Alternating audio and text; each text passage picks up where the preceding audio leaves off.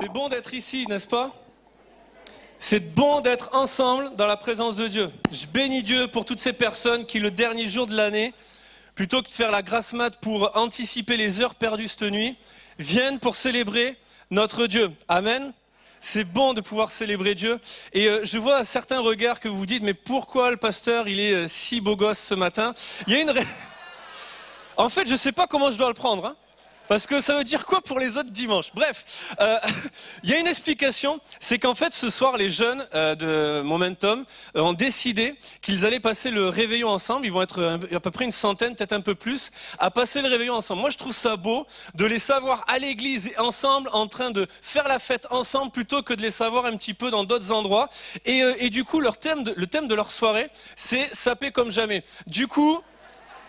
je voulais mettre la barre à un niveau assez élevé et en toute humilité, bien sûr, hashtag je me la raconte.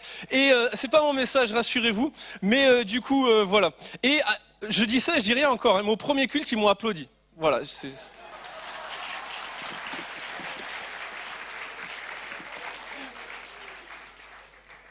Je suis un homme privilégié. Et pas seulement parce que je suis le mari de Laetitia et le papa de 4 filles, mais je suis un homme privilégié en tant que pasteur parce que figurez-vous que cette année 2017 aura été particulière et aura été historique, aura été, comment dirais-je, enfin, rien pourra la remplacer. Pourquoi je dis ça? Parce que j'ai été le premier prédicateur dans l'histoire de l'église Momentum le 1er octobre. C'est la première fois qu'on était église Momentum et je prêchais ce jour-là. Et je suis le dernier prédicateur de l'année 2017. C'est pour moi, c'est cadeau. Et forcément, je ne vais pas être cliché, mais forcément, demain, on sera l'année prochaine. C'est formidable quand même. En juste quelques secondes, on va passer d'une année à l'autre. Et en fait, j'aimerais vraiment attirer notre attention sur le fait que, à partir de demain, on va parler de 2017 au passé. Ce qui aurait été une succession de 365 jours, de 12 mois, et peut-être certains 12 mois de vie d'abondance, de bénédiction de la part de Dieu, de réponse à des prières, eh bien, à partir de minuit, on en parlera au passé de tout ça. Et puis pour certains, 2017 aurait été une année de souffrance, une année difficile, ponctuée de drames et de réponses à la prière auquel Dieu n'a pas encore agi, de prières auxquelles Dieu n'a pas encore répondu. Et l'attente est de plus en plus longue et douloureuse. Mais j'aimerais vous dire que la Bible dit ceci, c'est que nous sommes une lettre de Christ écrite sur les cœurs. Et j'aimerais vous donner cette image ce matin, c'est de vous dire que cette année 2017, c'est pas un chapitre qui se termine dans votre vie, c'est pas un livre qui est en train de se refermer et puis on en démarre un nouveau en 2018, c'est une histoire qui se poursuit et à laquelle Dieu n'a pas encore dit son dernier mot. Que ton année 2017 ait été une année ponctuée de bénédiction et d'abondance, Dieu n'a pas dit encore son dernier mot. Qu'elle ait été victime de... comment dire, témoin de souffrance et tu as été victime d'un lot d'épreuves, Dieu n'a pas encore dit son dernier mot. Je ne sais pas si vous vous êtes déjà retrouvé face à des personnes qui aiment avoir le dernier mot. C'est pénible, hein? Je suis l'un d'entre eux et j'aimerais vous donner un indice pour les caractériser. C'est que ce sont les genres de personnes que même quand tu as raison, ils finissent en disant « oui, mais… » Voilà, vous en connaissez plusieurs du coup.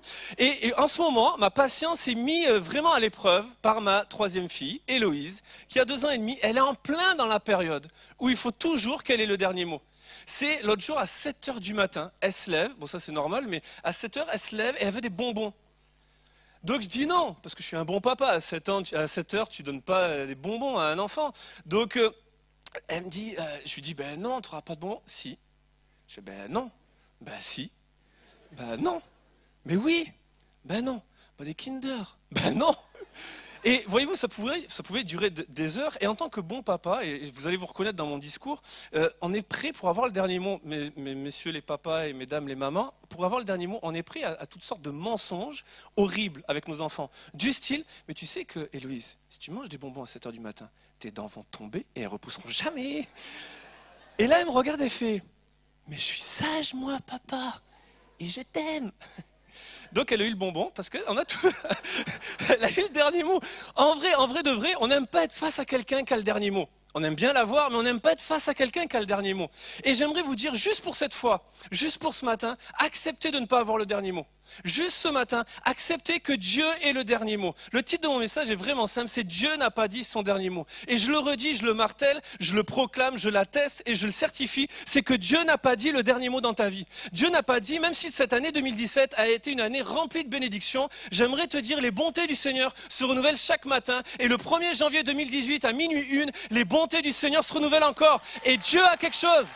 Dieu n'a pas dit son dernier mot dans la vie de l'église Momentum. Dieu n'a pas dit son dernier mot dans ta vie. Et si cette année a été une année d'épreuves, de difficultés, avec la perte financière ou la perte d'un ami ou d'un proche, Dieu n'a pas dit son dernier mot. Dieu veut encore agir, Dieu peut encore agir, Dieu n'a pas dit son dernier mot. Juste, laisse-lui la plume de ta vie. Laisse-le écrire le dernier mot dans ta situation et dans ta famille, dans ta vie, dans ce domaine particulier avec lequel tu es venu. Certains, vous êtes venus avec le cœur rempli de reconnaissance et nous désirons adorer notre Dieu parce qu'il fait des grandes choses, mais certains sont venus avec des prières qui ne sont pas encore pourvues, des besoins qui sont immenses, qui dépassent toute imagination, et je veux te le dire pour toi en particulier, Dieu n'a pas dit son dernier mot.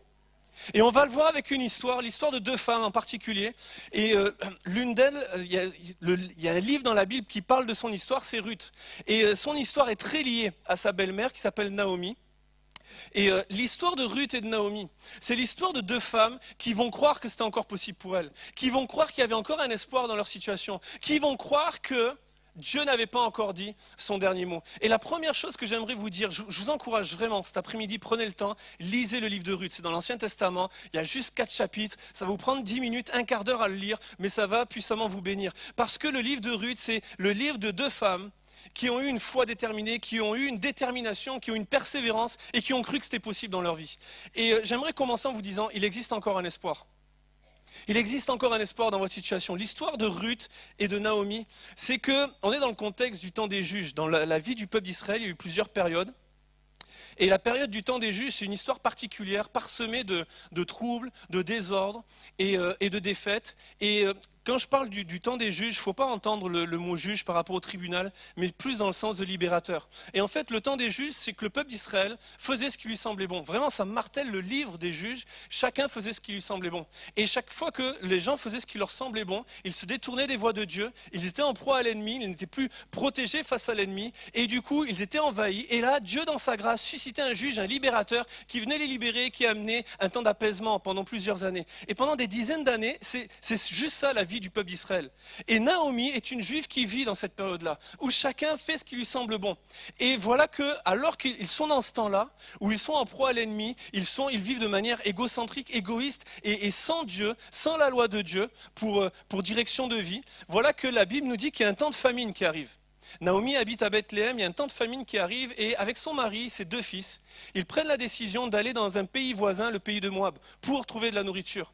Et la Bible nous dit, dans le chapitre 1 de Ruth, c'est qu'ils pensaient y faire un court séjour.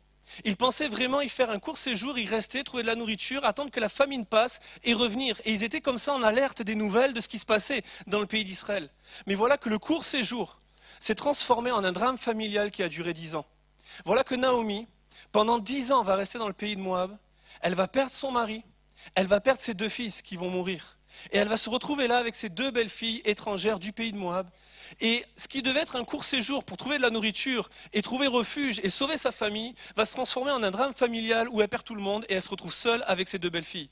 Et la condition, alors qu'on était juive, et c'est pareil dans le pays de Moab, lorsque une femme était veuve, sa condition était misérable. Elle était souvent ignorée, souvent méprisée, parfois même exploitée. Et elle se retrouve là, essayez d'imaginer, de se mettre à sa place, elle est là, elle a quitté son pays d'origine, sa famille, pour pouvoir faire vivre son foyer avec son mari. Et voilà que ce qui devait être un court séjour se transforme en 10 années de drames, où c'est ponctué de décès, de drames familiaux, et de défaites sur défaites. Et voilà que ça dure 10 ans, et qu'au bout de 10 ans, sa condition fait qu'il n'y a pas d'espoir, il n'y a pas de possibilité pour elle, il n'y a aucune chance de s'en sortir, et que ça finisse autrement. Mais voilà que le bruit commence à courir et qui arrive jusqu'au pays de Moab. Dieu a visité son peuple. Et l'espoir commence à naître dans son cœur et là tout va changer. Dans la vie de Naomi, dans la vie de Ruth, elle va prendre la décision, elle va dire à ses belles-filles, écoutez, j'entends parler que l'Éternel a visité son peuple, alors je vais retourner dans mon pays. Si vous voulez rester, et c'est compréhensible, c'était des femmes du pays de Moab, il y avait leur famille qui était là, elle leur dit retournez chez vos parents et restez-y, j'ai pas de souci avec ça, je vous force pas à faire ce voyage où personne va prendre soin de vous. Et voilà que Orpa, l'une des belles-filles, va dire, mais moi je reste. Et Ruth, son nom signifie amitié, celle qui s'attache. Elle va s'attacher à sa belle-mère et elle va dire non, je te laisserai pas aller, je vais aller avec toi. Et on va aller plus loin dans cette histoire, mais juste la pensée, elle a entendu que l'Éternel avait visité son peuple et elle a retrouvé l'espoir. J'aimerais vous dire que Dieu, en 2017, nous pouvons dire que Dieu a visité son peuple et a visité son Église. Quand on pense à 2017, juste un instant, qu'on s'arrête un moment, et qu'on pense aux semaines de jeûne et des prières, où des dizaines et des centaines de personnes venaient pour prier, pour intercéder chaque soir pour la guérison du pays, pour que nos quartiers, pour nos familles, pour nos voisins, pour que Dieu répande sa grâce. Lorsqu'on pense au week-end de Pâques, ceux qui étaient là à la soirée ciel ouvert, vous savez qu'il s'est passé quelque chose ce jour-là. C'était une soirée puissante où Dieu a déversé sa bénédiction et sa puissance. Juste le week-end de Pâques, pour que vous en ayez conscience, il y a eu 320 enfants qui sont venus à l'église et qui ont entendu parler du message de la croix et de Jésus qui donne sa vie. Si on réfléchit un instant et qu'on repense à tous les baptêmes qu'il y a eu et les dizaines et dizaines de vies transformées, consolées, restaurées, guéries, puissamment visitées par Dieu, si on pense juste à un changement de nombre, c'est plus que ça cette année, si on pense à Noël et les 5 célébrations qui ont pris place et les 2000 personnes et donc les centaines de nouveaux qui ont entendu parler du message de Noël et que Jésus est la porte et que si quelqu'un entre par lui, il est sauvé. Si on pense au week-end dernier, au Noël d'espoir et des dizaines de familles qui ont eu un Noël différent parce qu'on s'est donné pour eux, est-ce que vous pouvez pas dire avec moi, Dieu visite son peuple encore? Est-ce qu'un bruit ne peut pas monter, parce que je crois que Dieu mérite mieux que ça, est-ce qu'un bruit ne peut pas monter pour dire Dieu a visité son peuple?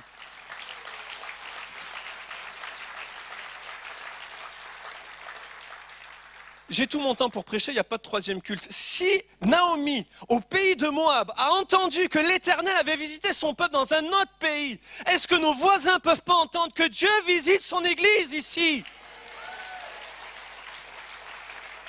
Ou alors je suis le seul à le comprendre, mais Dieu visite son peuple. Dieu fait des choses extraordinaires et ça crée l'espoir. J'aimerais te dire que ce qui se passe ailleurs se passe aussi ici. Ce qui se passait autrefois se passe aussi maintenant. Et j'aimerais juste te le dire d'une autre manière. Ça peut aussi se passer pour toi et aujourd'hui. Il y a encore de l'espoir. Il existe encore de l'espoir pour ta situation. Pour toi, pour ta famille, pour la famine que tu traverses, qu'elle soit spirituelle ou physique ou sentimentale. Il existe encore de l'espoir. Pourquoi ? Parce que Dieu visite son peuple. Et si tu ne le savais pas, entends ce matin que l'Éternel a visité son peuple en 2017 et qu'il veut te visiter toi ce matin. Bouge de là où tu es, bouge, quitte ton Moab. Prends, j'allais dire, tes clics et tes claques, fais ce qu'il y a à faire. Prends ce qui est avec toi et va dans le lieu où Dieu visite son peuple. Ce lieu, il est là, juste là où tu es, la chaise sur laquelle tu es. Dieu a béni quelqu'un pendant cette année. Il y a une onction qui est tombée sur cette chaise et qui peut tomber sur toi. Je crois une chose, c'est que Dieu visite ses enfants. Et s'il le fait, c'est pour une raison toute simple, c'est que Dieu veut prendre soin de vous. C'est aussi simple que ça. L'histoire de Ruth, c'est que je l'ai dit, c'est une fille de Moab, c'est une étrangère par rapport au peuple d'Israël. Et en plus, elle est veuve. Quand elle arrive, la condition de veuve, j'en ai parlé, lorsqu'elle arrive dans le pays d'Israël, il n'y a pas beaucoup d'espoir. Mais en plus, c'est une étrangère. Et à l'époque, c'était vraiment mal vu que les Juifs se marient avec des femmes d'un autre peuple. Et pendant une période de l'histoire d'Israël, c'était réellement condamné. Et là, non seulement elle a piqué un enfant d'Israël pour se marier, mais en plus, elle revient sans lui, il est mort. Et là, il n'y a vraiment aucun espoir pour elle. Elle est étrangère, elle est veuve, mais Dieu va prendre soin d'elle. Elle va avoir une attitude, cette phrase que j'aimerais que soit la vôtre ce matin, cette phrase qu'elle va dire à sa maman, à sa belle-mère Naomi. Lorsque Naomi va lui dire, bah, écoute, moi je vais aller, tu peux rester là. Et qu'elle va dire, non, non, je vais m'attacher à toi. Je te suivrai là où tu vas aller. Ton peuple sera mon peuple, ton Dieu sera mon Dieu. J'aimerais abattre un cliché ce matin j'ai déjà entendu, bien sûr pas ici, mais j'ai déjà entendu la pensée que, comme Naomi avait quitté Bethléem, ce qui représente la présence de Dieu, le peuple de Dieu, là où Dieu visitait ses enfants, et qu'elle est partie dans un pays étranger, dans une nation ennemie du peuple d'Israël, ben c'est pour ça qu'elle a perdu son mari et ses 2 fils, parce qu'elle s'est éloignée des voies de Dieu. Je ne sais pas si vous imaginez, lorsque déjà vous êtes dans la famine, que vous êtes dans la désolation, sa famille, c'était toute sa vie, elle est désespérée. Naomi, quand elle revient, elle dit, je suis partie, j'étais comblée. Elle part en temps de famine, c'est dit quand même, elle est comblée à ce moment-là. Pourquoi? Parce qu'elle a sa famille, elle a perdu ce qui l'a comblée, elle a perdu tout ce qui existait. Certains d'entre vous, la famille, c'est tout ce qui vous comble, ce qui vous rend heureux. Et alors que, essayez d'imaginer que vous êtes dans l'épreuve, vous êtes dans la famine, vous avez quitté votre pays pendant 10 ans, vous avez perdu votre fils, votre 2e fils, votre mari, et là, vous avez des gens qui viennent vous voir, t'as prié ce matin? Et bien voilà. Peut-être vous n'en avez pas rencontré, vraiment, soyez bénissants pour le fait que vous n'en ayez pas rencontré dans votre vie. Mais ça arrive. Des gens qui viennent vous voir, et puis déjà tu es malade, et puis, mais en même temps, si tu avais la foi. Et souvent j'ai entendu ça. Naomi, elle est partie de Bethléem, et bien c'est pour ça, voilà. Et j'aimerais vous le dire, si c'est votre Dieu, c'est pas le mien. Dieu, il punit pas ses enfants, Dieu, il veut prendre soin de nous. Et la réalité, c'est d'imaginer, si ça avait été le cœur de Naomi, de se dire, ouais, de toute façon, c'est bien fait pour moi, j'avais qu'à pas partir de Bethléem, allez, maintenant on y revient et puis on a la honte. Non, si elle avait eu ce cœur-là, est-ce que vous pensez qu'une Ruth aurait dit, ah, mais ton Dieu, ce sera mon Dieu? Vous imaginez, si vous avez quelqu'un qui vous dit, ah, mais mon Dieu, il me met des baffes à chaque fois que je prie pas 5 minutes au lieu de 6, et que quand je lis pas tous les versets de la Bible et que je les connais pas tous par cœur, alors boum, je suis malade, et puis si je donne pas ma dîme, au-delà de... Vous allez dire, ton Dieu sera mon Dieu? Ruth, elle va s'attacher à un Dieu qui prend soin d'elle. Un Dieu qui est rempli d'espérance, un Dieu qui est rempli de promesses, un Dieu qui pourvoit aux besoins de ses enfants. Et lorsque Naomi, elle retrouve l'espoir et qu'elle se dit, l'Éternel a visité son peuple, alors je vais y aller, Ruth dit, mais ton Dieu sera mon Dieu. Et j'aimerais que cette phrase puisse revenir dans votre cœur chaque fois où vous perdez l'espoir, de dire, mais mon Dieu, c'est celui-là, c'est ce Dieu de Ruth, celui qui prend soin de nous, c'est ce Dieu que je lis dans la Bible et qui ne laisse jamais tomber ses enfants. Quand même mon père, ma mère m'abandonneraient, Dieu dit, je ne t'abandonnerai point, je te délaisserai point. Dieu va dire à Jacob, je te laisserai pas aller, je te délaisserai point jusqu'à ce que je t'ai béni, jusqu'à ce que j'ai accompli ce que j'ai promis pour toi. Parce que Dieu a des promesses pour chacun de vous. Dieu a des plans, des projets. Et ce que sa bouche dit, sa main l'accomplit. Ça, c'est notre Dieu. Et ce qui est remarquable, c'est que Dieu va utiliser un homme pour prendre soin d'elle. Dieu va utiliser un homme qui s'appelle Boaz. Et je vais y revenir dans un instant. Et à travers Boaz, Dieu va prendre soin de Naomi, de sa condition. Et Dieu va prendre soin de Ruth. Il va devenir l'époux de Ruth. Et à travers Boaz, Dieu va prendre soin d'elle. Mais il y a quelque chose qui me marque dans le cœur de Boaz, c'est qu'il est en plein temps de moisson.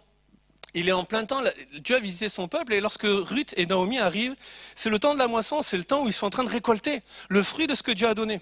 Et alors qu'il est dans l'effervescence de gérer, il est propriétaire d'un champ, de gérer ses serviteurs, de gérer la récolte et la moisson, alors qu'il est occupé à tout un tas de choses, il ne fait pas comme tous les autres du temps des juges ce qui lui semble bon. Il fait ce qui est bon à Dieu. Et la Bible dit, la loi de Dieu disait, dans la loi de Moïse, c'est que lorsque tu es dans le temps de récolte et de moisson, tu devais laisser une partie de ton champ que tu ne moissonnais pas, mais que tu laissais pour la veuve et l'étranger. Essayez d'imaginer, Boaz, il a autre chose à penser qu'à ça. Déjà, il n'y a personne qui pense comme lui, puisque chacun fait ce qui lui semble bon. Mais en plus d'être dans le temps de moisson et de récolte, il a ce cœur tourné vers les autres. Et j'aimerais vous le dire, vraiment, en tant qu'Église, nous voulons avoir un cœur reconnaissant pour la multitude, la moisson et la récolte que Dieu a donnée en 2017. Mais nous ne voulons pas oublier ceux qui sont autour de nous. Nous désirons avoir un cœur tourné vers les autres. Et c'est pour ça que la semaine dernière, des dizaines et des dizaines de personnes ont enlevé toutes les chaises, ont transformé ce lieu en une friperie, une collecte alimentaire, un parc d'attractions pour les enfants avec une structure gonflable. On pris des photos, on fait de ce lieu un lieu qui sera inoubliable pour chacun d'eux. C'est parce que nous désirons en tant qu'Église être reconnaissants pour tout ce que Dieu a fait en 2017, mais pour tout ce que Dieu va faire aussi, mais nous voulons avoir ce cœur tourné vers les autres. Alors que samedi dernier, le matin, on était en train de se préparer pour faire ce Noël pour Espoir. Le pasteur Patrice était avec nous pour le temps de prière et il disait, et puis vous l'avez sans doute entendu le dire dans une prédication par rapport à son témoignage avec sa maman, avec son jeune frère, lorsqu'ils étaient enfants. Et il prenait son exemple pour dire ce que vous êtes en train de faire, c'est que ces gens-là qui vont venir n'auront pas le souvenir de Noël comme un souvenir douloureux. Grâce à ce que vous allez faire, ils verront Noël au filtre, non pas de leurs difficultés financières, non pas au filtre de leur misère, non pas au filtre de leur solitude, non pas au filtre des sacrifices que vous avez faits du fait que vous êtes là depuis 8 heures du matin. Ils verront ça au filtre de ce qu'ils auront reçu ce jour-là. Et j'aimerais vous le dire, c'est ça le cœur que nous voyons dans le livre de Ruth. C'est que Dieu visite son peuple, mais Dieu veut prendre soin des autres. Dieu veut prendre soin de chacun, de ceux qui sont autour de nous et de chacun de vous. Je crois une chose, c'est que, vous savez, lorsqu'on était au Noël d'espoir, il y a un moment donné, lorsque ça se termine, il y a une maman qui vient me voir, qui me prend les mains, qui me serre fort et qui me dit, je vois, elle a les larmes dans les yeux, et elle me dit merci, puis elle se met à pleurer, à fondre en larmes, et puis je ne sais pas trop quoi faire, et je la regarde, elle me regarde, et elle me dit mais merci, parce que grâce à vous, mes enfants ne sauront pas que c'était impossible. Et j'aimerais vous dire, on a en tant qu'Église ce désir d'avoir un cœur tourné vers les autres. Ce cœur qui, oui, est reconnaissant pour toute l'abondance de 2017, mais qui ne perd pas de vue, qui a la veuve et l'étranger, qui a des gens qui sont dans le besoin, encore plus que nous, et qu'on veut avoir un cœur tourné vers eux et prendre soin d'eux. Est-ce qu'on peut applaudir tout ce qui a pris place pour le Noël d'espoir? Pour toutes les personnes, continuez d'applaudir, pour toutes les personnes, de l'organisation à ceux qui ont rangé les chaises, qui ont donné du temps, qui ont donné de l'argent, qui ont donné des denrées alimentaires pour avoir un cœur tourné vers les autres. Dieu veut prendre soin de vous. Dieu veut prendre soin de vous. Dieu veut prendre soin de votre situation. Dieu veut prendre soin de votre famine, qu'elle soit émotionnelle, spirituelle, physique. Dieu veut prendre soin de ta situation au travail. Dieu veut prendre soin de ton époux. Dieu veut prendre soin de ton enfant. J'avais vraiment cette forte pensée quand je priais encore ce matin pour des parents dans ce lieu qui sont tracassés pour l'année qui vient par rapport à leur enfant, juste de relâcher et de considérer que Dieu lui-même veut prendre soin de lui. Dieu veut prendre soin de votre enfant. Ce n'est pas juste pour vous faire plaisir que je dis ça. C'est l'histoire de Ruth. Elle ne méritait rien, elle était étrangère, mais Dieu a pris soin d'elle. Dieu veut prendre soin de vous. Dieu veut prendre soin de votre situation. Dieu veut prendre soin de ce qui est pour vous impossible. Laissez cet espoir et vous dire, je veux prendre soin de toi. Pourquoi il le ferait? Laissez-lui juste la plume de votre vie. C'est parce qu'il a des promesses qui sont encore plus grandes que notre espoir. L'histoire de Ruth, c'est l'histoire que Dieu a des promesses plus grandes que nos espoirs. Ruth avait un espoir qui a commencé à être semé dans son cœur par l'espoir qui a été suscité dans le cœur de Naomi. Mais Dieu avait une promesse qui était encore plus grande. Vous savez, je crois vraiment une chose, c'est qu'il y a une puissance dans une foi qui est déterminée. Vraiment. Je lisais encore ça, cette histoire, je vais le lire pour vous là, l'histoire de Orville Wright. Je ne sais pas si je le dis bien, pardonnez mon accent. Mais en fait, après avoir rêvé d'aviation et de voler comme les oiseaux, Wilbur Wright a dit en 1901 « Je ne pense pas que l'homme pourra voler pour les prochains 1000 ans. » Tant il était découragé. Cependant, son frère Orville a continué d'y croire. Il a cru que c'était possible et il s'est attaché à sa détermination. Même après des années de tentatives, de moqueries des gens autour d'eux, d'heures passées à l'élaboration de modèles, de plans, de tentatives risquées, il continuait de croire. Après avoir dessiné 200 modèles d'ailes différentes, en 1902, ils ont réussi leur premier vol sur une distance d'environ 200 mètres. Aujourd'hui, la société ne pourrait pas fonctionner normalement sans aviation. Ces hommes sont des pionniers, parce qu'un homme du nom de Orville a continué d'y croire et il a une foi déterminée. Il a cru que c'était possible, il s'est attaché à sa détermination et il l'a fait. J'aimerais vous dire que ce matin, Dieu visite son peuple, qu'il y a un espoir pour vous, que Dieu veut prendre soin de vous et d'un coup de baguette magique, tout est réglé. La réalité, et on va le voir, pour Ruth, ça ne s'est pas réglé comme ça en un instant. C'est qu'il y a la notion de croire dans ce que Dieu a pour nous, dans ce qui est possible encore avec Dieu, de l'espoir qui est encore là, de l'espoir qui est encore présent. Mais d'être déterminé et de persévérer dans ces choses. La Bible dit, c'est par la foi et la persévérance qu'on hérite des promesses. Étudiez la vie de tous ceux, vraiment faites-le, étudiez la vie de tous ceux qui réussissent dans la société, dans le monde, dans le sport, dans l'église, tous ceux qui ont de l'influence, tous les leaders remarquables, notables de cette société, de cette génération et des précédentes, et vous verrez que ce sont des gens qui ont une foi et une détermination au-delà de toute épreuve. Ils ont cru que c'était possible et ils ont tout fait pour que ça arrive. Et j'aimerais vous dire, c'est la même chose dans nos vies. J'aimerais qu'il y ait un espoir qui soit suscité dans vos cœurs ce matin, de se dire, il y a encore un espoir, c'est encore possible, Dieu veut prendre soin de moi, mais persévérez, soyez déterminés là-dedans. Ruth et Boaz ont été réellement déterminés. Ça ne s'est pas fait en un clin d'œil.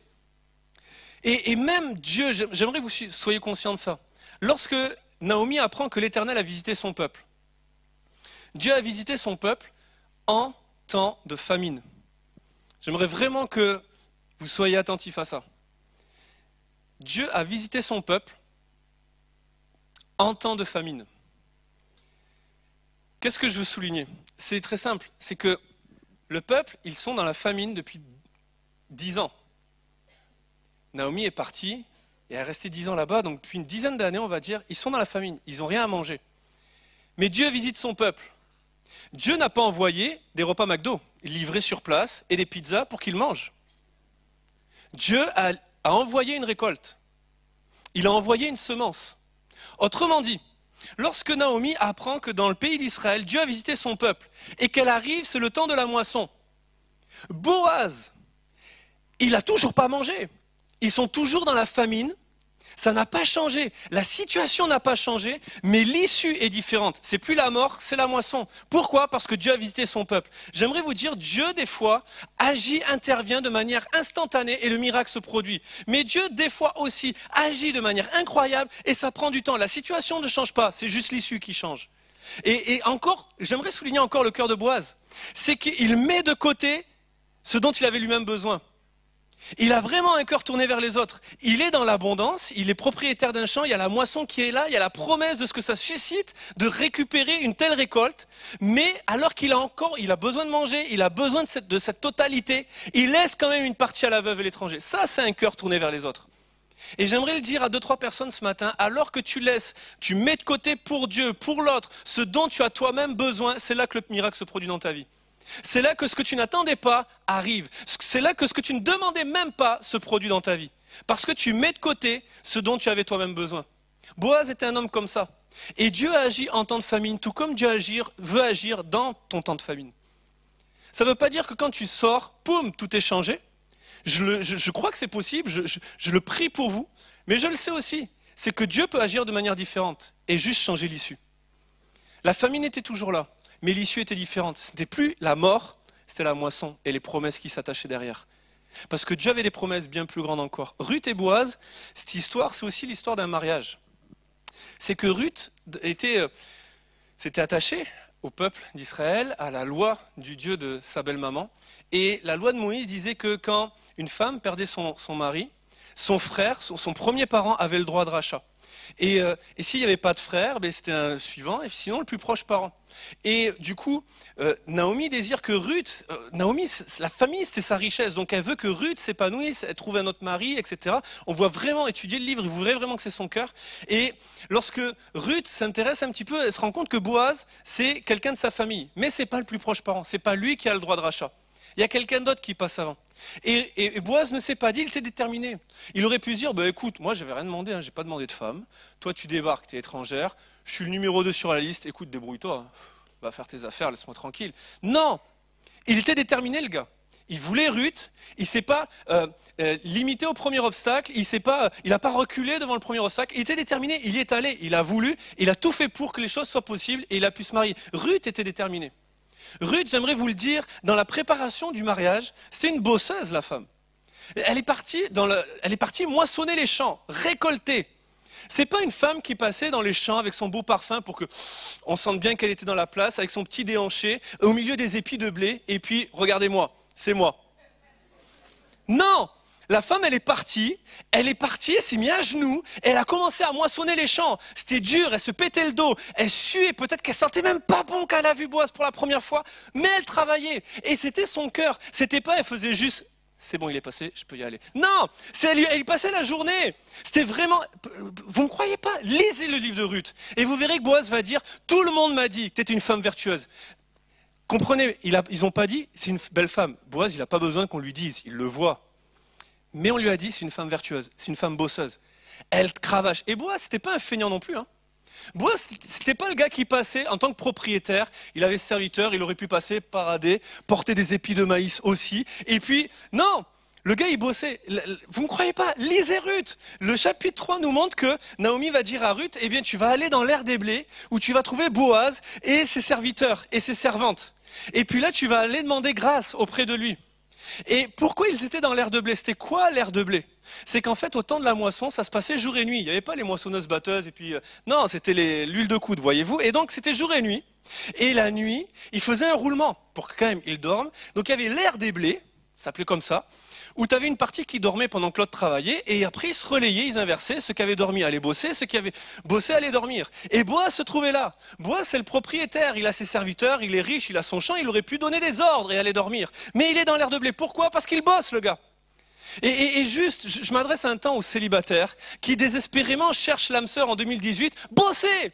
Soyez des gars, reculez pas devant le dernier obstacle et allez-y, bossez, retroussez-vous les manches et montrez l'exemple. Soyez des leaders dans ce que vous êtes, soyez des hommes de Dieu, soyez des femmes de Dieu. Et vous allez voir, il y a des champs de possibilités, au plus que des champs de blé, qui vont souffrir devant vous. Alors vous avez le droit de sentir bon, mesdames, bien sûr. Messieurs, vous avez le droit d'être musclés, bien sûr, mais travaillez. Boaz, il bossait. C'était un exemple, c'était un leader. Et ils se sont mariés. Mais derrière la promesse du rachat, parce que vraiment, il n'y avait rien qui était fait dans la loi et dans la culture pour leur faciliter la tâche. Mais alors qu'ils vont s'attacher à cette promesse, il y a quelque chose qui va se passer. Ils vont montrer une vraie détermination, et je vais inviter Olga à revenir au piano s'il te plaît. Ils vont montrer une vraie détermination, et parce qu'ils vont être déterminés, la promesse va s'accomplir. Maintenant, je reviens sur ce point. Dieu a des promesses pour vous qui sont bien plus grandes que vos espoirs. L'histoire de Ruth, c'est l'histoire d'une femme étrangère qui va croire dans la promesse d'un rachat sur sa vie. Et juste si l'histoire de Ruth c'était ça, c'est juste génial.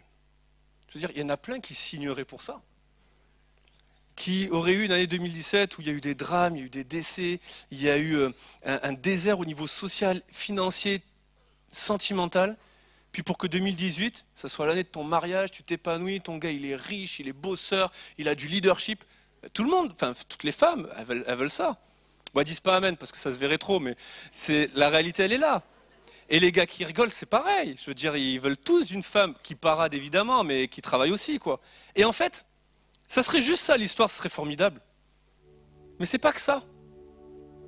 Vous savez un peu le système des poupées russes. T'as une poupée, puis tu ouvres, ah t'en as une autre. Tu ouvres, ah t'en as une troisième. Et c'est un peu ça l'histoire de Ruth. Elle trouve un mari, waouh. Non, d'abord elle trouve à manger, waouh. En plus elle trouve un mari, waouh. Mais Dieu il avait plus grand que ça encore. C'est que Ruth voyait la promesse du rachat, et déjà ça c'est génial. Mais la Bible dit que Ruth et Boaz vont se marier, ils vont avoir un fils qui va s'appeler Obed. Si vous ne retenez pas son prénom, ce ne sera pas un péché. Et puis Obed va avoir un fils qui va s'appeler Isaïe. Si vous oubliez son prénom, encore une fois, ce ne sera pas bien grave. Mais Isaïe va avoir un fils, et là si vous oubliez son prénom, il s'appelle David.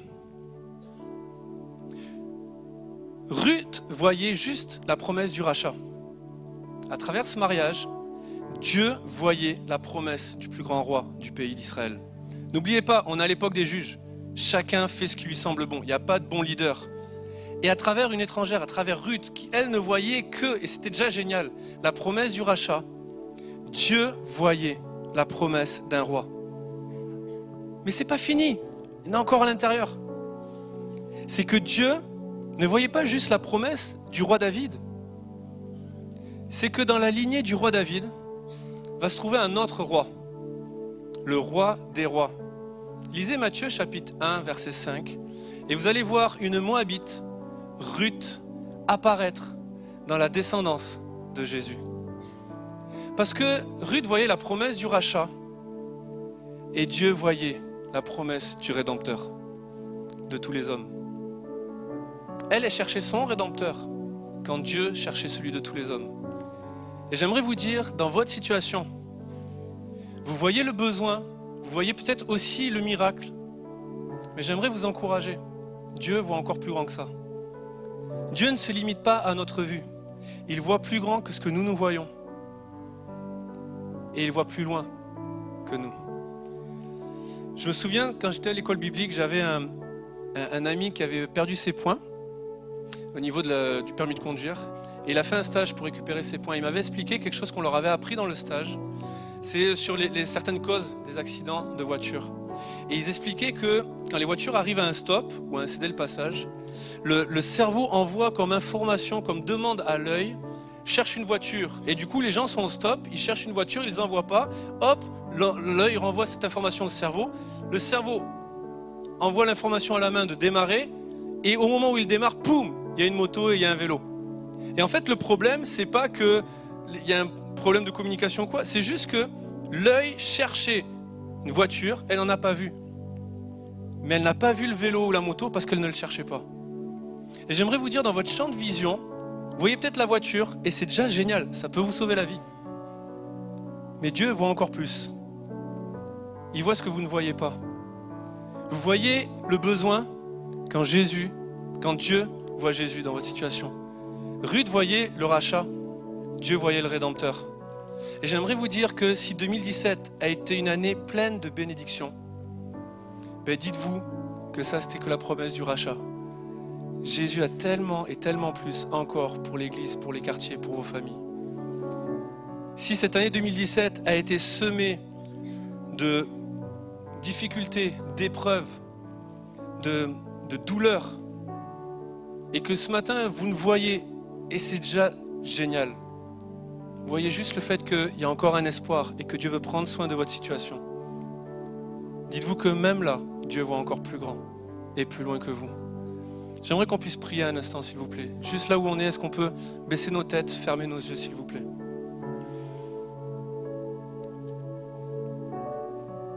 « 2017 écrit son dernier jour, mais Dieu n'a pas dit son dernier mot. Il reste encore de l'espoir et la promesse que Dieu veut prendre soin de vous.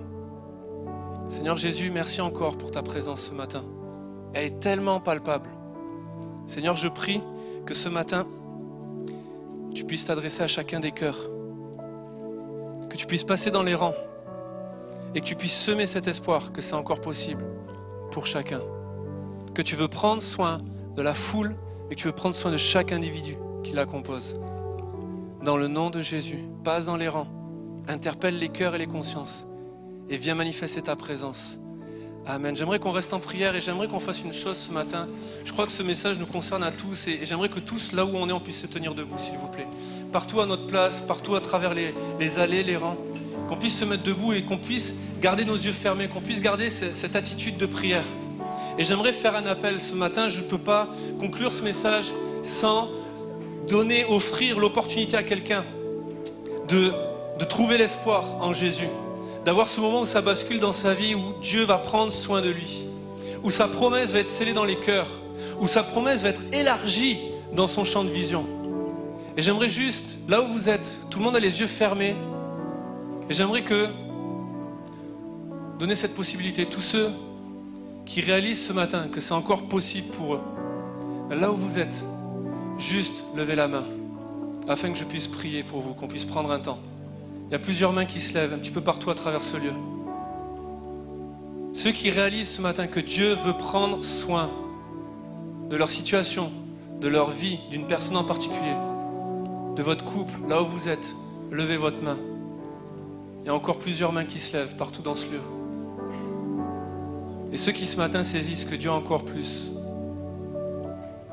que sa promesse est plus grande que son espoir, avant qu'on le chante et qu'on le déclare, qu'on puisse le prier pour nos vies personnelles. Là où vous êtes, levez votre main aussi. Seigneur Jésus, tu vois toutes les mains qui se sont levées. Je prie maintenant pour chacune des personnes qui ont levé leurs mains. Descends sur leur vie et qu'il y ait une touche de ta présence particulière. Visite-les. Et que ce ne soit pas juste un écho qui arrive dans leur situation, mais que ce soit une réalité qu'ils vivent maintenant. Dans le nom de Jésus. Partout où on est, est-ce qu'on peut garder cet esprit de prière? Et partout où on est, réaliser qu'il y a des enjeux ce matin. Et prier pour celui qui est à droite, à gauche. Celui qui est à côté de nous. Peut-être que tu as une Naomi à côté de toi qui a une vie dévastée. Une famille dévastée. Mais c'est le moment de prier pour elle, pour qu'elle retrouve l'espoir. Peut-être que tu as un gars qui a une vie qui ressemble à Ruth et il n'y a plus de possibilités, plus d'espoir. Mais c'est le moment où tu peux prier pour lui. Partout où on est, est-ce qu'on peut juste tendre nos mains vers Dieu et un signe d'abandon et juste commencer à élever la voix, commencer à prier partout dans ce lieu. On va déclarer avec l'équipe de louange, on va reprendre ce chant. Son nom est si merveilleux. Et je veux croire que comme Job ce matin, nous allons dire, je sais que mon Rédempteur est vivant et qu'il se lèvera le dernier sur la terre. Autrement dit, je sais que mon Rédempteur est vivant et qu'il aura le dernier mot dans ma situation et dans celle de mon voisin. Partout dans ce lieu, est-ce que je peux entendre vos voix qui s'élèvent, s'il vous plaît? Il y a trop d'enjeux ce matin, de vies qui sont venues sans possibilité, sans espoir et qui doivent repartir de ce lieu ayant trouvé l'espoir et les possibilités en Jésus. Seigneur, tu entends les prières qui montent vers toi. C'est parce que nous croyons dans la puissance du nom de Jésus. Nous n'allons pas juste le chanter ce matin, nous allons le déclarer pour nos vies, nous allons le proclamer, nous allons le vivre tout simplement. Ton nom est puissant, ton nom est victorieux, ton nom est glorieux, ton nom est majestueux, ton nom est élevé au-dessus de tout autre nom. Il y a de la puissance dans le nom de Jésus, parce que dans le nom de Jésus, les cœurs brisés sont restaurés, les corps malades sont guéris, les morts sont ressuscités, les rêves enterrés se reprennent vie. Lorsque les foyers sont complètement dévastés, tu trouves la réconciliation et le moyen d'apporter la paix, parce que nous croyons que des ruines, tu en fais des bâtiments hauts et élevés et puissants. Seigneur, nous croyons que dans le nom de Jésus, tu es celui qui agit encore. Seigneur, entends les prières qui montent vers toi. Nous élevons un mur d'intercession, de protection sur la vie de nos voisins, sur la vie de ceux qui sont à côté de nous ce matin. Nous voulons sceller dans leur cœur cette promesse qu'il y a encore un espoir. Il existe encore une possibilité. Elle se trouve dans le nom de Jésus. Tu veux prendre soin d'eux. Il y avait cette promesse du rachat, mais il y avait cette promesse du Rédempteur de nos âmes, de tous les hommes, cette promesse du nom de Jésus dans nos vies. Alléluia, continuons de prier. Et laissons-nous conduire un instant avec l'équipe de louanges. On va le déclarer, j'insiste, on ne va pas le chanter, mais on va le déclarer, le proclamer avec force. Ton nom est si merveilleux. Ton nom est si glorieux. Alléluia, Seigneur, ton nom est merveilleux. Déclarons-le tous ensemble avec l'équipe. Jésus. Tu étais là dès la création.